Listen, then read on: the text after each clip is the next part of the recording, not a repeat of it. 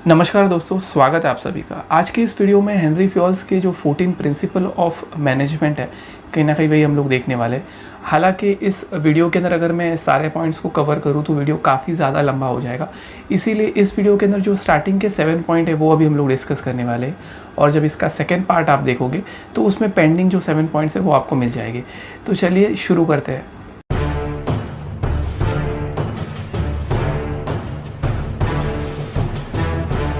तो पहला पॉइंट है principle of division of work. अगर मैं इस पॉइंट के बारे में बोलूँ तो यहाँ पे काम को कहीं ना कहीं बांटने की बात की है। हेनरी फ्योल इस प्रिंसिपल में कहीं ना कहीं बताते हैं कि अगर आपके ऑर्गेनाइजेशन में जब आप काम कर रहे हो तो उस काम को बेसिकली आपको डिवाइड करना चाहिए। जब आप काम को डिवाइड करोगे तो उसका जो क्वालिटी है, आउटपुट है, वो जनरेट होगा।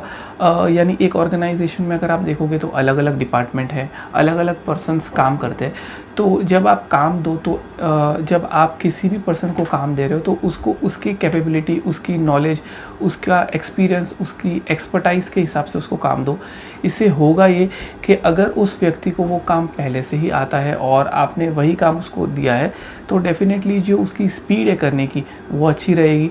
साथ ही साथ क्योंकि वो ये काम पहले से ही करते आया है तो कहीं ना कहीं एक तरीके से जब आप किसी भी काम को रेगुलर बेसिस पे करते हो तो कहीं ना कहीं आप उसके अंदर माहिर बन जाते हो, एक्सपर्ट बन जाते हो। तो कहीं ना कहीं एक एक्सपर्टाइज नॉलेज भी उसके पास में रहेगी। तो डिवीजन ऑफ वर्क, ये पॉइंट में यही बताया गया है कि काम को अगर आप डिवाइड करोगे तो जो प्रोडक्टिविटी है वो काफ़ी अच्छे से इंक्रीज़ हो जाएगी।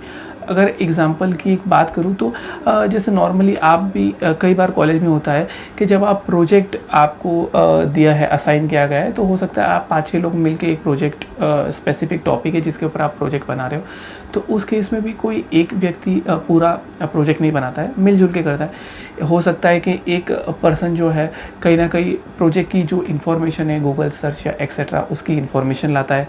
दूसरा जो है उसके रिलेटेड कुछ कीवर्ड्स की पॉइंट्स बनाता है। तीसरा है जो एडिट करता होगा, और चौथा है जो सारे पॉइंट्स को एडिट करने के बाद में स्पेसिफिक टास्क देता होगा कि आपको ये पॉइंट कवर करने हैं, आपको ये पॉइंट करने हैं, इस तरीके से। तो कहने का मतलब अगर आप किसी भी काम को डिवाइड करोगे तो वो काम जल्दी होगा, उसकी जो स्पीड है वो भी काफ़ी अच्छी रहेगी और क्वालिटी वर्क आप उसको दे पाओगे। एक स्क्रीन के ऊपर आपको अभी एक एग्जाम्पल दिख रहा होगा। अगर आप यहाँ पे इस एग्जांपल में देखेंगे तो ऑर्गेनाइजेशन में अलग अलग डिपार्टमेंट है। जैसे आप देख सकते हैं यहाँ पे टेक्निकल है, फाइनेंस है, मार्केटिंग है और ह्यूमन रिसोर्स है। अगर और हमारे पास में 3 पर्सन है, मिस्टर ए, मिस्टर बी और मिस्टर सी। तो मिस्टर ए अगर आप देखें तो फाइनेंस डिपार्टमेंट में है क्योंकि उनको फाइनेंस का अच्छा नॉलेज है। काफ़ी समय से वो फाइनेंस में काम करते आए हैं तो कंपनी ने उनको फाइनेंस डिपार्टमेंट में डाला है। सेम वे में मिस्टर बी आप देखेंगे तो मार्केटिंग में है और मिस्टर सी जो है टेक्निकल डिपार्टमेंट है। तो इन तीनों पर्सन को इनकी क्वालिटी, इनकी कैपेबिलिटी के हिसाब से इनको जो है स्पेसिफिक डिपार्टमेंट में डाला है। तो ऐसे व्यक्ति, ऐसे पर्सन जब स्पेसिफिक डिपार्टमेंट में जाएंगे तो काम बड़ी आसानी से और अच्छे से करेंगे। तो सेकेंड पॉइंट है principle of authority and responsibility. अगर मैं अथॉरिटी की बात करूं तो एक तरीके से पावर है, यानी आपको एक स्पेसिफिक पावर दिया गया है ताकि आप डिसीजन ले सके, अपने सबॉर्डिनेट से कहीं ना कहीं काम करवा के ले सके। और अथॉरिटी की बात करूं तो जब भी किसी पर्सन को अथॉरिटी मिलती है तो अथॉरिटी के साथ में कहीं ना कहीं उसको रेस्पॉन्सिबिलिटी भी मिलती है, यानी वो व्यक्ति अथॉरिटी के साथ में जिम्मेदार भी बन जाता है वो पर्टिकुलर काम को करने के लिए। एक तरीके से अथॉरिटी और रेस्पॉन्सिबिलिटी दोनों ही एक कॉइन के 2 पहलू है। तो अगर एक मैनेजर को कहीं ना कहीं अथॉरिटी दी गई है कि वो काम जो है टाइम पे ख़त्म करे, टाइम जो है अपने सबॉर्डिनेट से टाइम पे काम कंप्लीट करा के ले, और अगर ऐसा नहीं होता यानी टाइम पे काम कंप्लीट नहीं होता है तो वो मैनेजर कहीं ना कहीं रेस्पॉन्सिबल भी होगा, यानी ज़िम्मेदार होगा कि उसके वजह से जो है कहीं ना कहीं काम जो है टाइम पे कंप्लीट नहीं हुआ। तो एक इसका एग्जांपल देखते हैं। मान लीजिए मिस्टर एम एक मैनेजर है और उनके अंदर यानी उनकी टीम के अंदर 3 पर्सन से जो काम करते हैं, यानी मिस्टर ए, मिस्टर बी और मिस्टर सी। तो इस केस में मिस्टर एम जो कि मैनेजर है, उन्होंने कुछ काम दिया है अपने तीनों एम्प्लॉयज़ को, तीनों सबॉर्डिनेट को कि काम, आपको ये स्पेसिफिक काम इतने टाइम के अंदर करना है। तो क्योंकि मिस्टर एम मैनेजर है, उनके पास में पावर है, तो ये उनकी ड्यूटी बनती है कि अपने सबॉर्डिनेट से टाइम पे काम करवा के ले। लेकिन मान लो कि टाइम लिमिट ख़त्म होने के बाद में जो तीनों वर्कर्स है, तीनों एम्प्लॉयज़ है, उनसे टाइम पे काम कंप्लीट नहीं होता है, तो कहीं ना कहीं वो लोग तो इसके लिए ज़िम्मेदार हो गए ही कि टाइम पे काम कंप्लीट नहीं हुआ है, लेकिन साथ ही साथ उनके जो मैनेजर है यानी मिस्टर एम, वो भी पूरी तरीके से रिस्पॉन्सिबल हो जाएंगे कि उन्होंने टाइम पे जो काम है कंप्लीट नहीं किया। क्योंकि अभी मैंने थोड़ी देर पहले आपको बताया था कि जब किसी व्यक्ति को अथॉरिटी मिलती है तो साथ ही साथ उसको रेस्पॉन्सिबिलिटी भी मिलती है। तो इस एग्जाम्पल में भी मिस्टर एम, क्योंकि उनके पास में अथॉरिटी थी अपने सबऑर्डिनेट से काम करवाने की, तो उसी के साथ उनके पास में रेस्पॉन्सिबिलिटी भी मिली, ताकि अगर काम टाइम पे कंप्लीट ना हो तो कहीं ना कहीं मिस्टर एम भी रेस्पॉन्सिबल रहेंगे। तो थर्ड प्रिंसिपल है principle of discipline. Henry Fayol कहीं ना कहीं कहते हैं कि जो डिसिप्लिन है वो हर ऑर्गेनाइजेशन में होना चाहिए, ये बहुत ही ज़्यादा इम्पॉर्टेंट है। दोस्तों, ऑर्गेनाइजेशन चाहे बड़ा हो छोटा हो, जितने भी लोग उस ऑर्गेनाइजेशन में काम कर रहे हैं, यानी टॉप लेवल से बॉटम लेवल, सबऑर्डिनेट एक्सेट्रा तक, सभी लोगों को जो ऑर्गेनाइजेशन के रूल्स रेगुलेशन है ना सिर्फ उसको मानना पड़ेगा, बल्कि उन रूल्स को एक्सेप्ट भी करना पड़ेगा और रिस्पेक्ट भी करना पड़ेगा। तो कहीं ना कहीं जो रूल्स रेगुलेशन है वो किसी एक पर्सन के फेवर के हिसाब से नहीं बनाए गए, वो जनरल रूल्स बनाए गए जिसको हर व्यक्ति को कहीं ना कहीं वो रूल्स को फॉलो करना पड़ेगा। अगर ऑर्गेनाइजेशन में सारे रूल्स फॉलो होते हैं, डिसिप्लिन प्रॉपर मेंटेन रहता है, तो ऑर्गेनाइजेशन डेफिनेटली अपना काम बहुत ही अच्छे से करेगा और जो गोल अचीव करना है वो टाइम पे अचीव कर लेगा। तो फोर्थ प्रिंसिपल है principle of unity of command. इस प्रिंसिपल में बताया गया है कि एक एम्प्लॉय ऑर्गेनाइजेशन के अंदर ऑर्डर जो है एक ही सुपीरियर से रिसीव करे, यानी एक मेंबर कहीं ना कहीं उसका जो बॉस है एक ही होना चाहिए, जो उसको ऑर्डर दे, जो उसको इंस्ट्रक्शन दे, और उस हिसाब से जो सबऑर्डिनेट है वो कहीं ना कहीं काम करे। अगर ऐसा नहीं होगा और एक पर्सन अगर 2-3 मैनेजर को रिपोर्ट करेगा, तो इससे होगा ये कि 2-3 मैनेजर जो है, जितने अगर 3 मैनेजर्स है तो तीनों मैनेजर्स अपनी अलग अलग अप्रोच बताएंगे काम करने की, और इसके वजह से एम्प्लॉय जो है कहीं ना कहीं कंफ्यूज हो जाएगा कि कौन से मैनेजर की अप्रोच को यूज़ करे और उस हिसाब से काम करे। इन सब से एट लास्ट होगा ये कि कहीं ना कहीं ऑर्गेनाइजेशन में इन सब के बीच में डिस्प्यूट हो जाएगा, कॉन्फ्लिक्ट हो जाएगा काम को लेके, और एट लास्ट बहुत इंपॉर्टेंट काम जो है वो वैसा का वैसा ही रहेगा, यानी काम ख़त्म हो ही नहीं पाएगा इन सब के वजह से। तो इसीलिए ऑर्गेनाइजेशन के अंदर कहीं ना कहीं एक एम्प्लॉय एक ही सुपीरियर को कहीं ना कहीं अप्रोच करना चाहिए, और उसका सुपीरियर या मैनेजर एक ही होना चाहिए जो सिर्फ वो उसको ऑर्डर दे और उसके ऑर्डर के हिसाब से एम्प्लॉय जो है कहीं ना कहीं अपना काम करे। हर ऑर्गेनाइजेशन के अंदर कहीं ना कहीं एक हायरार्की होती है, जिस हायरार्की में ऑटोमेटिकली पता चल जाता है कि कौन किसका सुपीरियर है, कौन किसके अंडर आता है। तो एक पर्सन को अगर पता है कि मेरा सुपीरियर ये है बंदा, तो उसी सुपीरियर को वो डायरेक्टली कांटेक्ट करेगा और उसी सुपीरियर से कहीं ना कहीं वो ऑर्डर लेगा और उसके हिसाब से काम करेगा। तो यहाँ पर यूनिटी ऑफ कमांड का अगर एग्जांपल देखें तो ये पर्सन कहीं ना कहीं इसको हम लोग सुपीरियर बोलेंगे यानी मैनेजर, और इसके अंडर जो 3 एम्प्लॉयज़ काम कर रहे हैं यानी कहीं ना कहीं इनको हम लोग सबऑर्डिनेट बोलेंगे। तो इस एग्जांपल के अंदर आप देख सकते हैं कि एक सुपीरियर ने कुछ इंस्ट्रक्शंस दिया है, कुछ काम करने के बारे में बताया है, और उसी के हिसाब से जो सबऑर्डिनेट है वो कहीं ना कहीं काम कर रहे हैं। तो यानी कहीं ना कहीं ये जो तीनों सबऑर्डिनेट है, इनको जो भी काम करना है और काम के रिलेटेड कोई भी प्रॉब्लम है, इशू है, या वो काम कंप्लीट हो जाने के बाद में जो रिपोर्टिंग है वो कहीं ना कहीं सिर्फ एक ही सुपीरियर को कहीं ना कहीं उनको रिपोर्ट करना है। दूसरा इंस्टेंट अगर हम यहाँ पे देखें तो तीनों एम्प्लॉयज़ वही है, यानी तीनों सबऑर्डिनेट वही है, लेकिन ऊपर थोड़ा सा चेंज है, यानी यहाँ पर एक सुपीरियर नहीं बल्कि 2 सुपीरियर है। तो अगर आप देखेंगे तो पहला जो सुपीरियर है उन्होंने कहीं ना कहीं तीनों को कुछ इंस्ट्रक्शन दिया हुआ है, ये जो एरो दिख रही है। सेम वे में जो दूसरा सुपीरियर है उन्होंने भी कुछ इंस्ट्रक्शन तीनों सबऑर्डिनेट को दिया हुआ है। इस इंस्टेंस में प्रॉब्लम कहीं ना कहीं ये हो जाएगा कि जो तीनों सबऑर्डिनेट है एट लास्ट काम करते वक्त जो भी इनको कन्फ्यूजन होगा, प्रॉब्लम होगा, तो रिपोर्ट किसको करे, बिकॉज ये लोग इंस्ट्रक्शन जो है कहीं ना कहीं 2 मैनेजर्स यानी 2 सुपीरियर से रिसीव कर रहे हैं, तो उनको कहीं ना कहीं काम के रिलेटेड यानी प्रॉब्लम हो जाएगा। तो इन तीनों में अगर हम लोग प्रॉपर अप्रोच देखें, जो सबसे पहला हमने एग्जांपल जो देखा है जिसमें सिर्फ एक ही सुपीरियर होना चाहिए जिसको सबऑर्डिनेट रिपोर्ट कर रहे हो, तो इसी को हम लोग राइट अप्रोच बोलेंगे। और जो कि सेकेंड एग्जांपल है जिसमें 2 या 2 से ज़्यादा अगर सुपीरियर हो जाएंगे जिसको सबऑर्डिनेट को अप्रोच करना होगा तो डिफ़िकल्टी हो जाएगी, तो इसको हम लोग रॉन्ग अप्रोच बोलेंगे। तो फिफ्थ प्रिंसिपल है principle of unity of direction. इसको कहीं ना कहीं कहते हैं कि one head and one plan.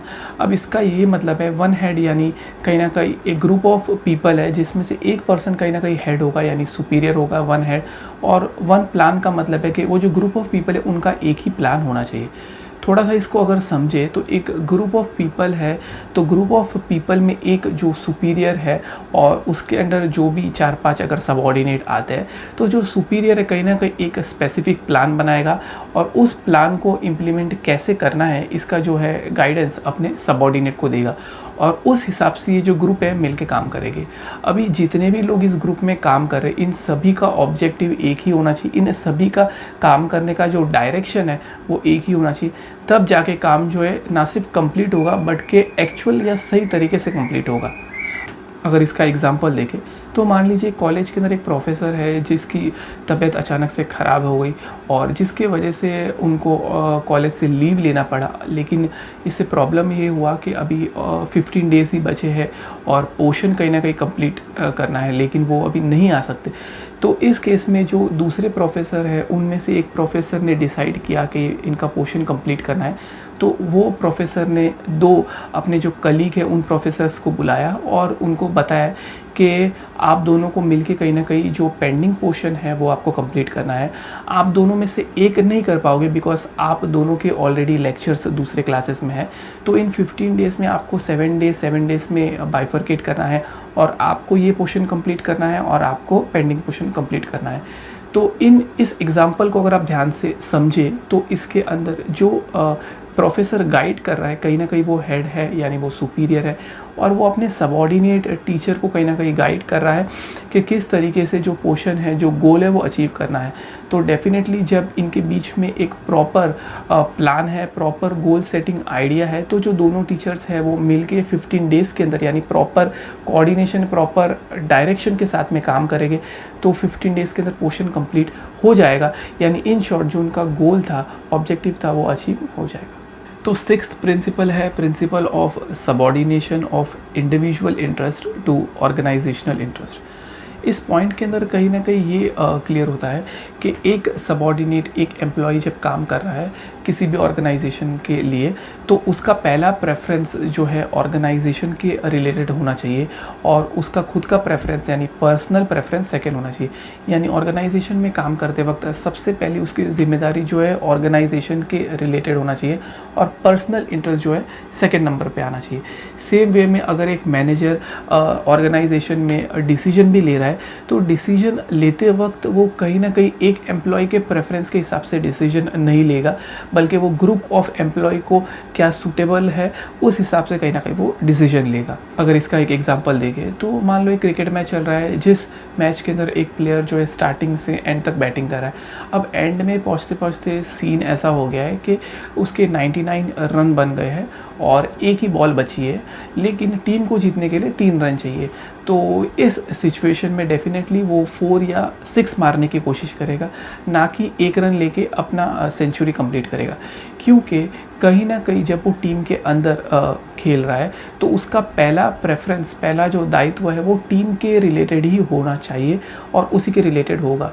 यानी टीम को जिताना उसका सबसे पहला प्रेफरेंस है, ना कि अपना रिकॉर्ड बनाना, क्योंकि अपना रिकॉर्ड बनाना या अपना जो इंटरेस्ट है वो कहीं ना कहीं सेकेंड आना चाहिए। तो 7th प्रिंसिपल है प्रिंसिपल ऑफ सेंट्रलाइजेशन। सेंट्रलाइजेशन की बात करूँ तो ये पावर अथॉरिटी की बात करता है। जनरली सेंट्रलाइजेशन प्रोसेस में होता ये है कि एक ऑर्गेनाइजेशन के अंदर जो पावर है वो एक व्यक्ति के पास में या कुछ व्यक्ति के पास में होना चाहिए, यानी बहुत सारे लोगों को पावर नहीं देना चाहिए। ये बेसिकली तब पॉसिबल है जब ऑर्गेनाइजेशन छोटा है, तो उस केस में आप 2-4 लोगों के पास में पावर दे दोगे और बाकी लोग जो है कहीं ना कहीं उनके अंडर काम करेंगे। लेकिन अगर ऑर्गेनाइजेशन बड़ा है तो वहाँ पे सेंट्रलाइजेशन नहीं कर पाएंगे, यानी कुछ ही लोगों को अगर पावर दिया बड़े ऑर्गेनाइजेशन में तो ये पॉसिबल नहीं है। तो इस केस में कहीं ना कहीं ऑर्गेनाइजेशन को डिसेंट्रलाइजेशन करना होगा, यानी इस केस के अंदर जो पावर्स है वो कुछ लोग नहीं शायद ज़्यादा लोगों को कहीं ना कहीं देना होगा। हालांकि ऑर्गेनाइजेशन चाहे सेंट्रलाइजेशन करे या डिसेंट्रलाइजेशन करे, इनका जो एक्टिविटी इनके बीच में प्रॉपर बैलेंस होना बहुत ही ज़रूरी है। और सेंट्रलाइजेशन या डिसेंट्रलाइजेशन करना है तो ये डेफिनेटली डिपेंड करता है ऑर्गेनाइजेशन के ऊपर, यानी ऑर्गेनाइजेशन की साइज़ क्या है, ऑर्गेनाइजेशन का नेचर ऑफ बिज़नेस क्या है, तो इन चीज़ों के ऊपर कहीं ना कहीं डिपेंड करता है। अगर हम इसका एक एग्जांपल देखें तो मान लो एक छोटी सी फर्म है जहाँ पे 30 पर्सन्स जो है काम करते हैं, तो इस फर्म के अंदर जो कहीं ना कहीं 2-3 लोगों के पास में अगर पावर होगा तो इससे काम चल जाएगा। जो 2-3 लोग हैं वो कहीं ना कहीं 30 की टीम को संभाल लेगी। तो यहाँ पे हम कम लोगों को पावर दे रहे थे, इसको हम लोग सेंट्रलाइजेशन बोल रहे हैं। लेकिन वही अगर एक ऑर्गेनाइजेशन है जहाँ पे 500 लोग काम कर रहे हैं, तो उस सिचुएशन में आप 3 लोगों को पावर दे के नहीं चलेगा, तो आपको ज़्यादा लोगों को कहीं ना कहीं पावर देना होगा। हो सकता है आप 50-80% को कहीं ना कहीं पावर दोगे, तो उस सिचुएशन में सेंट्रलाइजेशन नहीं, वो ऑर्गेनाइजेशन कहीं ना कहीं डिसेंट्रलाइजेशन करेगी। तो अभी हम लोगों ने प्रिंसिपल ऑफ मैनेजमेंट के जो स्टार्टिंग के 7 पॉइंट्स थे वो अभी हम लोगों ने देख लिए। इन सारे पॉइंट्स को आप लोग ध्यान से देखिए, समझिए और आसानी से कर लीजिए। तो इस वीडियो में इतना ही। वीडियो कैसा लगा कमेंट ज़रूर कीजिए। अगर वीडियो अच्छा लगा तो लाइक कीजिए, अपने फ्रेंड्स के साथ में शेयर कीजिए और मेरे चैनल को सब्सक्राइब कीजिए। साथ ही दबाइए नोटिफिकेशन बेल, ताकि जब भी मैं कोई नया वीडियो बनाऊँ उसकी जानकारी सबसे पहले आप तक पहुँच जाए। और इसी तरीके से राठौड़ राहुल देखते रहिए, कुछ नया सीखते रहिए। धन्यवाद।